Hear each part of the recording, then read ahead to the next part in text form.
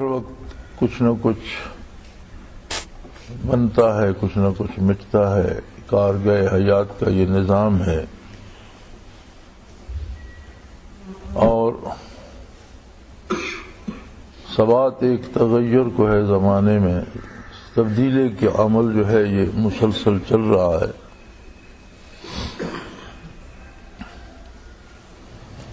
اس کائنات بسیط کو اللہ کریم نے فضول پیدا نہیں فرمایا، اس کی تخلیق کا یقیناً مقصد ہے، اور انسان کو اشرف المخلوقات بنا کر یہ ساری کائنات اس کے آگے بچھا دی۔ وَخَلَقَ لَكُم مَّا فِي الْأَرْضِ جَمِيعًا، روئے زمین پر جو کچھ ہے تمہاری ضرورت کے لیے اور تمہاری خدمت کے لیے پیدا فرما دیا۔ اس طرح مختلف آیات میں چاند، سورج، ستارے، ساری کائنات کی توجہ کا مرکز بنی آدم ہے۔ بنی آدم کی تخلیق معرفت الہی کے لیے ہے، اللہ کی عظمت سے آشنا ہونے کے لیے، اللہ کی ذات کو پہچاننے کے لیے ہے، اور اللہ کی پہچان کرانے کے لیے اللہ کریم نے انبیاء علیہ السلام کا سلسلہ جاری فرمایا، اور ہر نبی نے معرفت الہی کی طرف دعوت دی، تاکہ آقا نامدار حضرت محمد الرسول اللہ صلی اللہ علیہ وسلم مبعوث ہوئے، اور اس شان کے ساتھ مبعوث ہوئے کہ کسی نئے نبی کی ضرورت باقی نہ رہی۔ ہمیشہ کے لیے، سارے زمانوں کے لیے، تمام انسانوں کے لیے نبی رحمت بن کر تشریف لائے، اور انسانیت کا درد لے کر مبعوث ہوئے، تمام نوع انسانی کو حق کی طرف دعوت دی، تمام نسل انسانی کے لیے باب رحمت کو وا رکھا۔ اور ارشاد باری ہے عزیز علیہ ما عنتم، کہ بنی انسان کو، نوع انسانی کو، بنی آدم کو جہاں بھی ٹھوکر لگتی ہے اس ٹھوکر کا دکھ محسوس فرماتے ہیں آقا نامدار صلی اللہ تعالی علیہ وآلہ وسلم۔ بہرحال زمانہ اقدس میں بھی مخالفت بھی رہی، اور حضور اکرم صلی اللہ علیہ وسلم کو ایذائیں بھی پہنچائی گئیں، بہتان بھی لگائے گئے۔ یہ کوئی نئی بات نہیں ہے، یہ لوگوں کا اپنا ایک مزاج بن جاتا ہے۔ جب وہ راندہ درگاہ ہوتے ہیں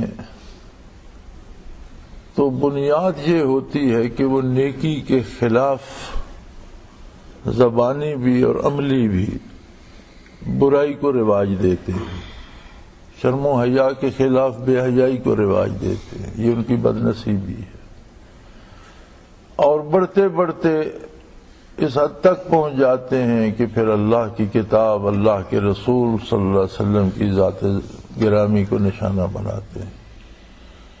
تو اس سے نہ کوئی اللہ کریم کا نقصان ہوتا ہے اور نہ عظمت نبوت متاثر ہوتی ہے، بلکہ ایسا کرنے والا اپنے لیے دوزخ کے اسفل السافلین میں جگہ بناتا چلا جا رہا ہوتا ہے اور اپنے گناہوں میں اضافہ کرتا چلا جا رہا ہوتا ہے۔ ایسے لوگوں کی دنیا بھی تاریک ہوتی ہے اور آخرت بھی۔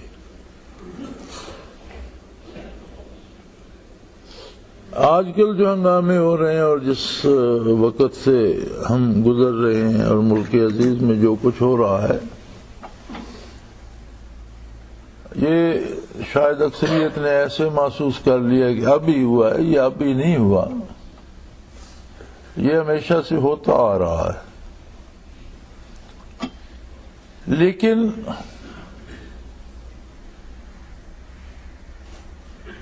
عہد نبوی میں ہوا جانثاران نبوت نے اس کا جواب دیا۔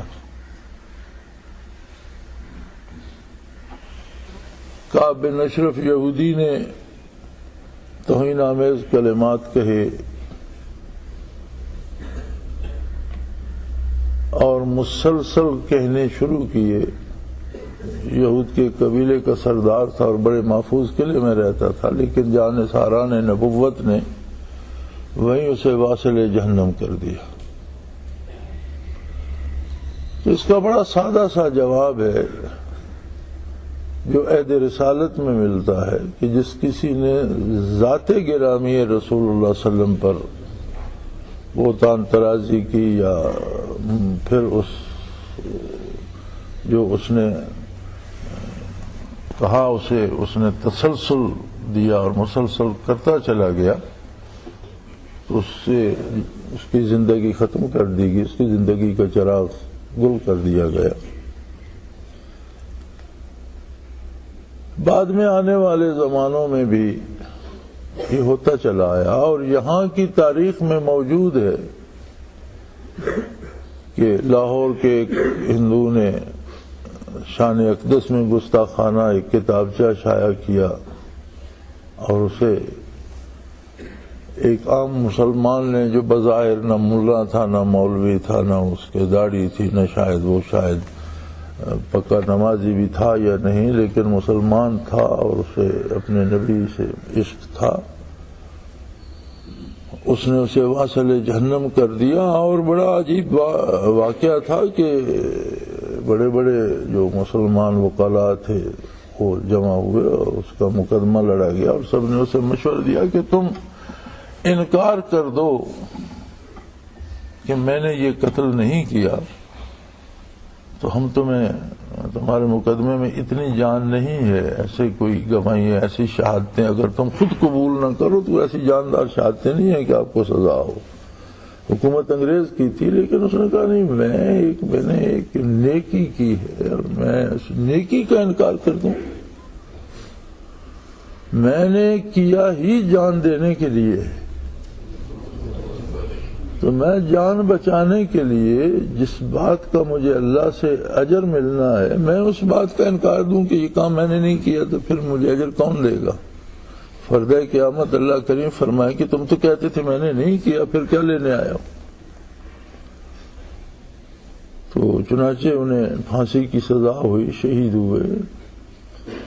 یہ میرے خیال میں انگریزی دور سے لے کر آج تک ان گزشتہ 200 سالوں میں بھی متعدد واقعات ہمیں ملتے ہیں، صرف ایک نہیں کا میں نے تو حوالہ دیا، متعدد ملتے ہیں۔ لیکن یہ سب کیوں ہوتا ہے؟ عہد رسالت پناہی میں ہوا، محبتوں کے عروج کا زمانہ تھا، جس نے زبان کھولی اس کی زبان کٹ گئی۔ بعد میں بھی آج تک ہوتا آیا، اور جب کسی نے زبان کھولی تو کوئی جلوس نہیں ہوئے تھے، کوئی جلسے نہیں ہوئے تھے، کوئی شور نہیں مچا تھا۔ کہیں تاریخ میں یہ نہیں ملتا کہ کہیں شور مچا ہو یا کوئی جلوس نکلے ہوں یا جلسے ہوئے ہوں، ایسا نہیں ہوتا تھا۔ اب چونکہ ہم اس درجے پہ چلے گئے ہیں کہ ہم میں وہ جرأت ایمانی نہیں رہی، نہ وہ ہمارا رشتہ رہا، نہ وہ تعلق رہا، تو اب ہم نے جلسوں پہ جلوسوں پہ کفایت کر لی ہے۔ اور پھر یہ بات سمجھ میں نہیں آتی کہ اگر مغرب کا کوئی ملک یا مغرب کا کوئی اخبار یہ گستاخی کرتا ہے تو دکانیں اور بسیں یہاں مسلمانوں کی جلا دی جاتی ہیں، یہ کون سی محبت ہے؟ اس میں اہل مغرب کا کیا بگڑا؟ یہاں کتنا نقصان ہوا، کتنی جانیں ضائع ہوئیں، کتنے لوگ مارے گئے، کتنے گھر اجڑے، کتنے غریب لوگ جنہوں نے ادھار پہ قسطوں پہ گاڑیاں لے رکھی کہ ان کی جلا دی گئیں، کتنے لوگوں کی کاریں گاڑیاں توڑ دی گئیں، کتنی دکانیں لوٹ لی گئیں۔ کمال ہے، جرم کس نے کیا، سزا کس کو مل رہی ہے؟ یہ کون سی محبت ہے؟ یہ اس کا کیا تقاضا ہے؟ دوسری بات یہ ہے کہ کلمہ پڑھنے کے بعد ایک آدمی سرے سے کلمے سے انکار کرتا ہے تو اس پر کچھ بھی فرض نہیں ہے، اس کے ساتھ اسے کلمے کا قائل کرنے کی کوشش یا محنت کی جائے گی، ایک ہی بات پہ اس کے ساتھ اصرار رہے گا کہ اللہ اسے توفیق دے تو پیار سے، محبت سے، عمل سے، زبان سے، تحریر سے، تقریر سے اسے قائل کرنے کی کوشش کی جائے کہ اس کے نصیب میں ہو تو وہ مسلمان ہو جائے۔ کافر کے لیے دعا بھی کی جا سکتی ہے کہ اللہ اسے ایمان دے دے جب تک وہ مر نہیں جاتا، اور کچھ تو اس پہ فرض نہیں ہے۔ کلمہ پڑھنے کے بعد یہ کلمہ اسلام ایک ایسی چیز ہے کہ جو آدمی کے سارے اپنے اختیارات سلب کر لیتا ہے، بندے کے پلے کچھ نہیں بچتا، الوہیت کی ساری عظمتیں اللہ کے لیے ہو جاتی ہیں، اس کی اپنی بڑائی، اس کی اپنی رائے، اس کی اپنی ذاتی پسند یہ ختم ہو جاتی ہے کہ میں بہت بڑا ہوں، میں اتنا بڑا حاکم ہوں، میں اتنا بڑا ذمہ دار ہوں، میں اتنا بڑا سیٹھ ہوں، میں اتنا بڑا عالم ہوں، یہ ساری باتیں ختم ہو جاتی ہیں، ساری بڑائیاں صرف اللہ کے لیے رہ جاتی ہیں۔ اور کس طرح سے زندگی بسر کرنی ہے، کیا کرنا ہے کیا نہیں کرنا، اس میں بھی اس کی رائے ختم ہو جاتی ہے، وہ سارا اختیار چلا جاتا ہے رسول اللہ صلی اللہ علیہ وآلہ وسلم کے بعد۔ سوچنا یہ چاہیے کہ میرے سمیت ہم سب نے عظمت کی ساری باتیں اللہ کے سپرد کر دی، زندگی کے سارے کام کیسے کرنے ہیں، کون سے کرنے اور کون نہیں کرنے، یہ سارا کچھ محمد الرسول اللہ صلی اللہ علیہ وسلم کے قدموں میں ڈھیر کر لیا۔ یہ ایک وعدہ ہے، لا الہ الا اللہ محمد الرسول اللہ صلی اللہ علیہ وسلم، کہ میں اب سے جب سے مجھے کلمہ نصیب ہوا تا دم آخر اس بات کا اقرار کرتا ہوں کہ الوہیت صرف اللہ کے لیے، اور کیا کرنا ہے، کب کرنا ہے، کیسے کرنا ہے، یہ اختیار محمد الرسول اللہ صلی اللہ علیہ وسلم کے پاس ہے۔ مجھے سمجھ آئے اطاعت کروں گا، نہ سمجھ آئے اطاعت کروں گا، میری سمجھ میں بات آئے مانوں گا، میری سمجھ میں نہ آئے مانوں گا۔ کیا ہم اپنا وعدہ ایفا کر رہے ہیں؟ کیا ہماری معیشت اسلامی ہے؟ کیا ہمارا کردار اسلامی ہے؟ کیا ہماری سوچیں اسلامی ہیں؟ کیا جو کچھ ہم سوچتے ہیں وہ شرعی حدود کے اندر ہے؟ ایک کافر نے گستاخی کا ارتکاب کیا تو ہم اتنے سیخ پا ہوتے ہیں، کلمہ پڑھنے کے بعد جو گستاخیاں ہم کرتے ہیں ان کا نتیجہ کیا ہوگا؟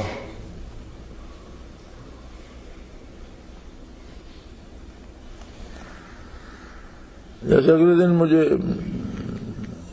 یاد نہیں خط لکھا یہ کوئی صاحب ملے کہ جی میرے لیے دعا کرے میں نماز پڑھوں، میں نے کہا میری دعا سے کیوں پڑھو گے آپ؟ اللہ کے حکم سے آپ، اللہ نے حکم دیا پڑھو، آپ نہیں پڑھتے، نبی کے وسلم نے پڑھی بھی اور پڑھنے کا حکم دیا آپ نہیں پڑھتے، تو میں کس باغ کی مولی ہوں کہ میرے کہنے سے آپ پڑھنے لگ جاؤ گے؟ نہیں، اگر آپ اللہ کریم کی بات آپ پر اثر نہیں کر رہی، نبی کریم صلی اللہ علیہ وسلم کے ارشاد آپ پر اثر نہیں کر رہے، تو میں کس کھیت کی مولی ہوں کہ میں کہوں گا تو آپ نماز پڑھنے لگ جائیں۔ تو جب ہم احکام الہی کی خلاف ورزی کے مرتکب ہوتے ہیں تو اسے کیا آپ گستاخی نہیں سمجھتے؟ جب ہم حضور اکرم صلی اللہ علیہ وسلم کی سنتوں کو پامال کرتے ہیں، چھوڑ دیتے ہیں، ترک کر دیتے ہیں، اس کے خلاف چلے جاتے ہیں، تو کیا یہ گستاخی نہیں؟ ایک گستاخی کافر کرتا ہے وہ کافر ہے، اور ایک گستاخی مومن کرتا ہے جو دعوی ایمان رکھتا ہے، تو زیادہ مجرم کون ہے؟ تو پھر اپنے خلاف جلوس نکالو میرے بھائی، اپنے لیے ملامت کے نعرے لگاؤ۔ اور جب ہم نے کلمہ پڑھنے کے بعد اطاعت چھوڑ دی تو کافر کو بھی جسارت ہوئی کہ ان میں تو جان باقی نہیں ہے، یہ تو ایک قوم بن گئے ہیں، ایک قبیلہ بن گئے ہیں کہ اس کا نام مسلمان ہے، ان میں وہ رہ گئی رسم ازاں روح بلالی نہ رہی، ان میں تو ایک رسم رہ گئی ہے، اور یہ گنتی کے مسلمان ہیں، مردم شماری میں مسلمان ہیں، ورنہ وہ بات نہیں ہے۔ یہ اپنی دکان پہ بیٹھ جائیں تو ساری نمازیں گزر جائیں تو ان کا کام ختم نہیں ہوتا، یہ اپنے کام میں حلال حرام کی پرواہ ہی نہیں کرتے۔ اب جو آدمی حرام کھانے سے نہیں ڈرتا اس سے کس نیکی کی توقع کی جا سکتی، کس خیر کی توقع کی جا سکتی؟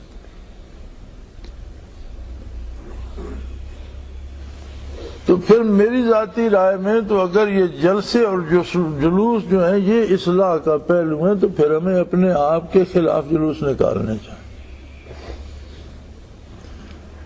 اور یہ دوسری بات بھی کم از کم میری سمجھ میں نہیں آئی کہ یورپ کے کسی اخبار نے گستاخی کی ہے تو پرویز مشرف کی حکومت ختم کر دینی چاہیے۔ مجھے کوئی پرویز مشرف سے اتفاق نہیں ہے، لیکن یہ اتنا لمبا چکر کاٹنے کی ضرورت کیا ہے؟ اگر حکومت ٹھیک نہیں چل رہی تو سیدھا سیدھا حکومت سے بات کرو بھئی یا ٹھیک ہو جاؤ یا اسے ختم کیا جائے، اس میں اتنا لمبا چکر کاٹنے کی ضرورت کیا ہے؟ اس کا مطلب یہ ہے کہ یہ سارا دکھ درد ہمیں حضور کی محبت میں نہیں ہے، بلکہ ہم کسی حوالے سے حکومت ختم کرنا چاہتے ہیں یا خود لینا چاہتے ہیں۔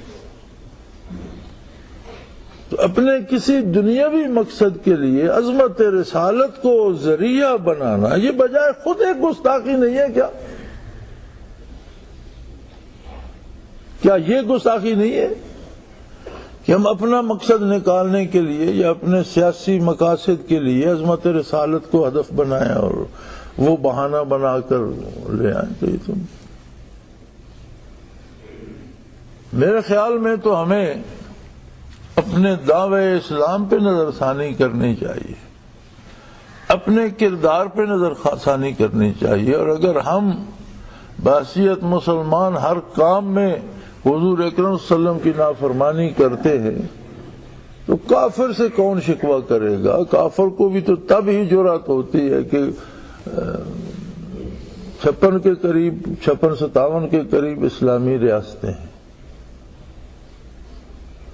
اگر اتنی ریاستیں عظمت رسالت کے تحفظ پہ متحد ہو جائیں تو کون گستاخی کی جرأت کر سکتا؟ اگر یہ ساری ریاستیں خود اپنا نظام، اپنی زندگی، اپنا کاروبار حکومت ہی حضور کی پسند کے خلاف چلا رہے ہیں تو کوئی کافر بھونکتا ہے تو کتا تو بھونکے گا ہی۔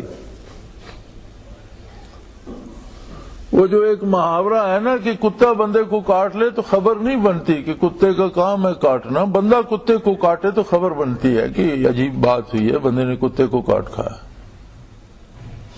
وہی مسئلہ یہاں ہے، کافر گستاخی کرتا ہے وہ اتنی اہم نہیں ہے جتنی کلمہ گو گستاخی کرتا ہے۔ آپ اس پہ توجہ کیوں نہیں دیتے؟ آپ کو اس کا دکھ کیوں نہیں ہوتا کہ مجھ سے دامان رحمت کیوں چھوٹ رہا ہے؟ اور اگر مسلمانان عالم اس بات پہ آ جائیں یہ سارے جھگڑے ختم ہو جاتے ہیں۔ یہ سارے فرقے کس بات کے ہیں؟ ہر کوئی اپنی منوانا چاہتا ہے۔ فَإِذَا تَنَازَعْتُمْ فِي شَيْءٍ فَرُدُّوهُ إِلَى اللَّهِ وَإِلَى الرَّسُولِ، کسی بات میں اختلاف ہے تو اللہ کی طرف رجوع کرو، بارگاہ رسالت میں آؤ، مرکز ہے تمہارے پاس، اختلاف ختم ہو جائے گا۔ اور عجیب بات ہے کہ اختلاف اصول میں ہو تو وہ اختلاف ہوتا ہے، فروعات کا اختلاف نام کا اور لغت کا اختلاف ہوتا ہے، عملاً وہ اختلاف نہیں ہوتا۔ مثلاً نبی کریم صلی اللہ علیہ وسلم سے ثابت ہے کہ آپ نے نماز میں رفع یدین فرمایا، نبی کریم صلی اللہ علیہ وسلم سے ثابت ہے کہ آپ نے نماز میں ایک ہی دفعہ رفع یدین فرمایا اور پھر نہیں فرمایا، یہ دونوں باتیں ثابت ہیں۔ اب ایک آدمی، ایک مسلمان ہر تکبیر پہ رفع یدین فرماتا ہے تو حضور کی ایک ادا کی پیروی کر رہا ہے. ایک صرف پہلی تکبیر پہ رفع یدین کرتا ہے تو حضور ہی کی ایک دوسری ادا کی پیروی کر رہا ہے. یہ تو اختلاف تو نہیں ہے. اختلاف تو تب تھا کہ کوئی انکار کر دیتا کہ نماز سے پہلے تکبیر ہے ہی نہیں، جی اللہ اکبر نہیں کہا حضور نے. یہ تو اختلاف ہو گیا. جب اس پہ سارے متفق ہیں، حضور نے آمین فرمایا سورۃ فاتحہ کے بعد. اب بلند آواز میں بھی ثابت ہے اور خاموشی سے بھی ثابت ہے. کچھ بلند آواز میں کہہ لیتے ہیں وہ ایک ادا کی پیروی کر لیتے ہیں، کچھ خاموشی سے کہتے ہیں وہ دوسری ادا کی پیروی کر. فقہا میں جو اختلاف ہے یہ ترجیح کا ہے، یہ سمجھ لیجئے. ائمہ اربعہ میں جو اختلاف ہے یہ ترجیح کا ہے، یعنی جو بات میں کہہ رہا ہوں یہ حضور نے آخر میں اس پر عمل فرمایا اور یہ سب سے زیادہ بہتر ہے. انکار ایک دوسرے کا ائمہ اربعہ نہیں کرتے، اصول میں اختلاف نہیں کرتے، فروعات تشریحات جو ہیں ان میں بھی اختلاف نہیں ہے. کسی نے ایک ادا اختیار کر لی، کسی نے دوسری ادا اختیار کر لی، اور حضور اکرم صلی اللہ علیہ وسلم کی تمام اداؤں پر عمل ہو گیا. یہ تو کوئی لڑنے کی بات نہیں. اب اصول کی بات ہے، کسی کو لا الہ الا اللہ محمد الرسول اللہ میں اختلاف ہے تو یہ اصول کا اختلاف ہے. کوئی نئی نبوت کا دعویٰ کرتا ہے تو یہ اصول کا اختلاف ہے. تو جب اصول کے اختلاف میں آئے تو گنے چنے فرقے رہ جاتے ہیں، اور فروعات کو اہمیت دیں تو پھر ہر گھر ایک نیا فرقہ بن جاتا ہے. تو یہ کیوں روز ایک نیا فرقہ بنتا ہے؟ اس لیے کہ لوگ اپنی پسند پہ عمل کرتے ہیں اور مرکز سے محروم ہو جاتے ہیں. فردوا الی اللہ و الی الرسول، بارگاہ الوہیت میں آؤ، بارگاہ رسالت میں آؤ. اختلاف ختم، اپنی پسند چھوڑ دو، حضور کی پسند اپنا لو، اختلاف ختم ہو جائے گا. تو میں عرض یہ کر رہا تھا کہ کسی کو حکومت وقت کو ہٹانا ہے تو وہ سیدھا سیدھا میدان میں اترے اور حکومت کو للکارے، بھئی تم غلط کر رہے ہو، ہم تمہیں نہیں مانتے، ہم تمہارے خلاف میدان میں نکل رہے ہیں، ہم تمہارا نظام ختم کر دیں گے. اب یہ تو کوئی طریقہ نہیں ہے کہ آپ آڑ تو لیں عظمت رسالت کی اور اسے لے جائیں حکومت کے خاتمے کی طرف. تو جو کچھ یہ ہو رہا ہے کم از کم میں اسے صحیح نہیں سمجھتا. یہ طریقہ کار نہیں ہے اور آپ اس میں پارٹیسپیٹ نہ کریں. یہ درست نہیں ہے، یہ جائز نہیں ہے. اب اس ایک آدمی کو دیکھ لیجئے کہ جس نے ہندو کو اس لیے قتل کر دیا کہ اس توہین رسالت کا مرتکب ہوا تھا، تو جان بچانے کے لیے بھی اس نے مجسٹریٹ کے سامنے یہ کہنے سے انکار کر دیا کہ میں نے اسے قتل نہیں کیا. اس نے کہا کیوں کہوں، میں نے کیا ہے، اس نے میرے نبی کی بارگاہ میں گستاخی کی، میں نے اسے قتل کر دیا، بات ختم، میں نے ٹھیک کیا ہے.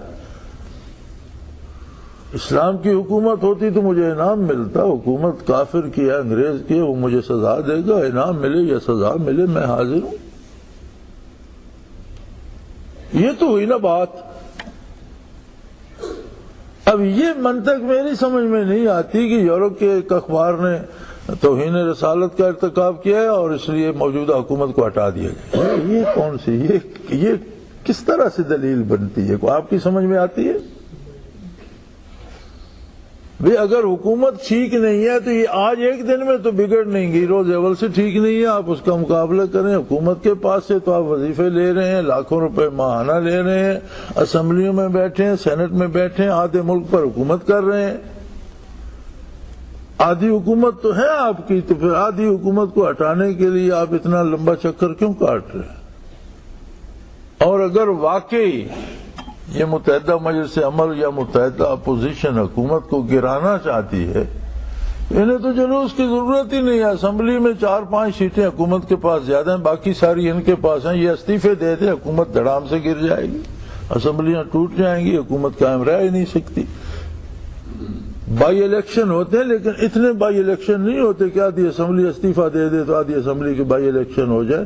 کوئی دنیا کے اور بین الاقوامی قوانین بھی اپنی حیثیت رکھتے ہیں. لیکن اگر استعفے دے دیں تو وظیفے ختم ہو جائیں گے. جو لاکھوں روپے روز ہر مہینے ان کے گھروں میں آتے ہیں، ادھر تو اپنے خاندان سمیت لوگ گھسے ہوئے ہیں، بیوی بچوں کو لے کر لے رہے ہیں، MLA بنے ہوئے ہیں اور سینیٹر بنے ہوئے ہیں، ادھر نعرے بازی ہو رہی ہے، ادھر حضور کی محبت کا غلبہ ہو گیا ہے. کمال ہے، وہاں آپ کو حضور کی محبت کیوں یاد نہیں آتی؟ جب غریب آدمی پر پیٹرول کو 4 گنا بڑھا دیا گیا، چینی کی قیمت 10 گنا بڑھا دی گئی، تو آپ نے احتجاج نہیں کیا. اور جب اسمبلی میں آپ کی تنخواہیں 3 گنا بڑھا کر پچھلے سال سے آپ کو ایریر دیے گئے، تو وہ کیا حلال تھے، وہ جائز تھے، وہ صحیح ہیں؟ کوئی رعایت پبلک کو ملتی ہے تو کہتے ہیں اگلے جون سے، اگلے مالی سال سے شروع ہوگی. اسمبلی والوں کو جو رعایتیں ملی وہ پچھلے سال سے شروع ہوئی. وہ سارے ایریئر تو تمام علماء نے، تمام نیک اور پارسا لوگوں نے جو اسمبلی میں سینٹ میں بیٹھے ہیں، بیوی بچوں سمیت وصول کر لیے. وہاں تو یہ نہیں کہا کہ یہ سارے فنڈز تو وہ ہیں جو غریب کی جیب سے آتے ہیں، ہم یہ کیوں کھائے، کیوں بڑھا رہے ہیں یہ آپ؟ اور پھر کسی لیڈر کا نہ بیٹا مرتا ہے، نہ گاڑی جلتی ہے، نہ دکان جلتی ہے، نہ خود اسے کوئی لاٹھی لگتی ہے، نہ اس پر کوئی آنسو گیس پھینکی جاتی ہے. عزت و احترام سے اسے گھر بٹھا دیا جاتا ہے. اور جو لوگ بیچارے غریب بھوک کے مارے گھروں سے نکلتے ہیں، ان پر پولیس کی لاٹھیاں بھی برستی ہیں، جیل میں بھی جاتے ہیں، مارے بھی جاتے ہیں، گولی بھی چلتی ہے. آگے ہوتے ہیں لیڈران کرام، گولی پیچھے والے کو لگتی ہے. آگے گولی آگے سے آ رہی ہے، اگلے بندے کو نہیں لگتی، جو پیچھے غریب آ رہا ہے اسے جا کر لگتی ہے. تو یہ کوئی محبت رسول نہیں ہے، کوئی محبت دین نہیں ہے، بلکہ یہ نہایت بھونڈا طریقہ ہے دنیا کے کام نکلوانے کے لیے دین کا اور محبت رسالت پناہی کا حوالہ دے کر اپنا مقصد حاصل کرنے کا.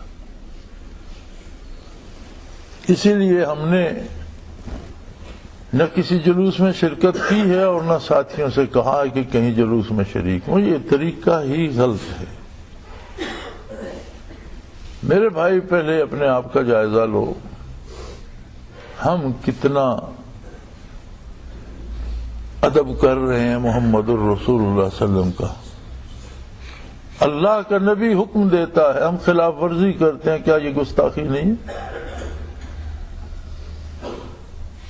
اپنے آپ کو ڈھالو اطاعت کے کھانے میں، اپنے دل میں وہ محبت پیدا کرو جو اطاعت پہ مجبور کر دے، اپنے دل میں وہ جذبہ پیدا کرو.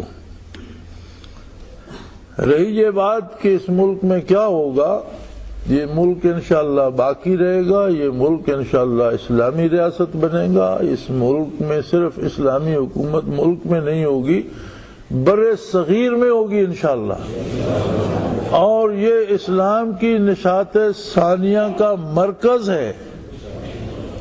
لیکن یہ مذاق میں نہیں ہوگا، اس میں بڑے لوگ شہید ہوں گے اور بڑے کافر واصل جہنم ہوں گے. یہ بڑا میدان لگے گا، بڑا میدان سجے گا، سچ اور جھوٹ الگ الگ ہو جائے گا. اس ملک کو کوئی خطرہ نہیں ہے، اس کے دشمنوں کو خطرہ ہے انشاءاللہ العزیز. یہ ملک نہ صرف باقی رہے گا بلکہ یہ پورے برے صغیر کو پاکستان کی شکل دے دے گا، اور یہ پوری دنیا میں محبت رسول اور ارشادات رسول اور علوم دین بانٹے گا اور اسلام کی نشاط ثانیہ کا سبب بنے گا. یہی غزوۃ الہند بپا ہوگا، یہی نیک و بد کی تمیز ہوگی. میں تو بڑے عرصے سے کہہ رہا ہوں لیکن لوگوں کو سمجھ نہیں آتی تھی. اب تو ظاہری حالات بھی اسی طرف آ نہیں رہے. اب دنیا کی ساری باطل قوتیں بھی یہی جمگھٹے نہیں کر رہی. تو میاں اپنے آپ کو فٹ رکھو اور تیار رکھو، کیا پتا کل ہی کام ہو جائے، کیا پتا سال میں ہو جائے، 10 سال ہو. اور اگر مر بھی گئے تو اس تیاری میں مر جانے والا بھی اجر سے محروم نہیں ہوگا. اللہ کریم اسے انہی لوگوں میں شمار کرے گا جو غزوۃ الہند میں شامل ہوں گے. تو اپنا فوکس اپنی اصلاح پہ رکھو کہ اللہ علم غلم کو پسند نہیں فرمائے گا. انہی کو یہ سعادت نصیب ہوگی جو حضور اکرم صلی اللہ علیہ وسلم کے اطاعت گزار ہوں گے، جن کے دل میں واقعی محبت ہوگی اللہ کی اور اللہ کے رسول کی. یہ ضروری نہیں کہ وہ کروڑوں کی تعداد میں ہوں. کم من فئۃ قلیلۃ غلبت فئۃ کثیرۃ باذن اللہ. کتنے کم لوگوں نے کتنی زیادہ فوجوں پر اللہ کی مدد سے فتح پائی. یہ تو ایک تاریخ بھری پڑی. یہ سارے اسلام کی بنیاد سارے کفر کے مقابلے میں 313 صحابہ کرام نے رکھی. پوری دنیا پہ جو اسلام پھیلا اس میں پہلا مقابلہ جو قتال کا ہوا اس میں تو نبی اکرم صلی اللہ علیہ وسلم کی خدمت عالی میں 313 خوش نصیب ہی تھے. اس لیے یہ ضروری نہیں ہے کہ کتنے ہوں گے، جتنے ہوں گے اللہ نے ان کی مدد فرمائے گا اور یہ ہو کر رہے گا. کب ہوگا یہ تو اس کے علم میں ہے. لیکن بندہ مومن کا کام یہ ہے کہ اس تیاری میں رہے کہ آج ابھی ضرورت پڑ جائے تو وہ ابھی سے تیار ہو. جو اس تیاری میں زندگی بسر کرتے ہیں اگر موت بھی آ گئی تو وہ اپنے اجر سے خالی نہیں رہیں گے. اور جس طرح جہاد کے لیے اسلحہ کی ضرورت ہوتی ہے، جس طرح جہاد کے لیے صحت کی ضرورت ہوتی ہے، اسی طرح نیت اور ارادے کی ضرورت بھی ہوتی ہے. اور نیت ہو تو پھر اس کی تیاری کے لیے اپنے آپ کو اطاعت کے سانچے میں ڈھالا بھی جاتا ہے. جو خود ہی عملی زندگی میں حضور کی مخالفت کر رہے ہیں وہ حضور کے دین کے لیے جہاد کیا کریں گے؟ لہذا اپنے آپ پر فوکس کرو، بڑی بات ہے. اپنے ساتھیوں پر، احباب پر، اہل خانہ پر فوکس کرو، بڑی بات ہے.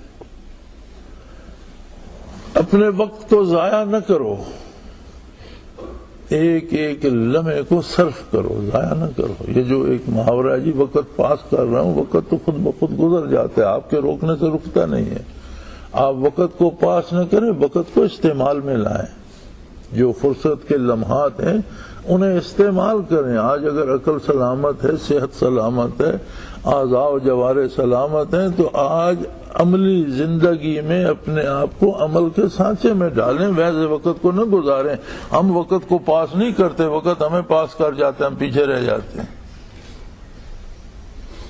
وقت تو گزر رہا ہے، اللہ کا نظام ہے، اس نے اپنا چلایا ہوا اور چلتا رہے گا.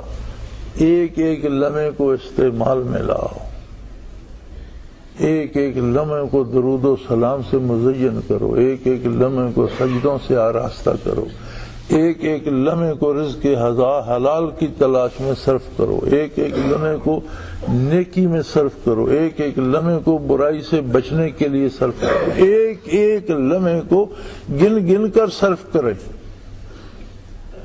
اللہ کریم ہماری خطاؤں سے درگزر فرمائے اور ہمیں یہ توفیق عطا فرمائے کہ ایسی روشن اسلامی حکومت بنے کہ کسی کو جرت نہ ہو کہ وہ ٹیڑھی نظر سے مدینہ منورہ کی طرف دیکھ بھی سکے. غریبوں کی بسیں جلانے اور غریبوں کی دکانیں لوٹنے اور شہری نظام درم برم کرنے سے کچھ نہیں ہوگا. یہ سارا کچھ شرعاً جائز نہیں ہے، اس کا کوئی جواز نہیں ہے. حکومت سے کسی کو اختلاف ہے تو بڑی اچھی بات ہے، ضرور اپنے اختلاف کا اظہار کرے. لیکن یہ کیسا اختلاف ہے کہ جو لیڈر اختلاف کے لیے آگے لگے وہ کھاتے وہیں سے ہیں اور اختلاف بھی کرتے ہیں؟ یہ کون سا اختلاف؟ ساری فیسلٹیز، سارے وظیفے وہیں سے لے رہے ہیں، گاڑیاں سرکاری لیے پھرتے ہیں، علاج سرکاری. 9 لاکھ کا ایک ایک مولانا کا بل آتا ہے اسمبلی سے جو دوائیں لی ہیں. صرف پتہ نہیں انہیں کون سی بیماریاں لگی ہوئی ہیں. ایسی کوئی بیماری ہم نے نہیں سنی کہ ایک سال میں 9 لاکھ کی دوائی کھا گئے. پتہ نہیں وہاں سے لے کر باہر بیچتے رہتے ہیں اور لوگوں کہتے ہیں سڑکوں پہ نکل جاؤ. یار یہ ساری حقیقتیں ہیں. میں گستاخی نہیں کرنا چاہتا لیکن حقیقتیں تو سامنے ہونی چاہیے. اگر اسمبلی میں ایک سہولت ہے کہ یہاں سے ایم این اے کو مفت دوا ملتی ہے تو وہ دوائیں لے کر آگے کاروبار شروع کر دے، وہاں سے لیتا رہے بہتر. یہ تو غریب آدمیوں کا ہم ہی ٹیکس دیتے ہیں یار، یہ تو سارا غریب کا خون ہے. تو اگر آپ کا کردار یہ ہے کہ وہاں سے آپ 9 لاکھ کی دوائیں لے کر کھا تو نہیں سکتے، اتنی 9 لاکھ کی دوا سال میں کون کھا جائے گا؟ ہاں میرا خیال ہے بیچتے ہی ہوں گے آگے. تو کیا فائدہ؟ کون سی یہ مسلمانی ہے؟ کیسا اسلام ہے؟ اگر یہ کردار علماء کا بھی ہے تو یہ بڑے دکھ کا مقام ہے. پھر تو انہیں رسالت کا سبب یہ لوگ بن رہے ہیں.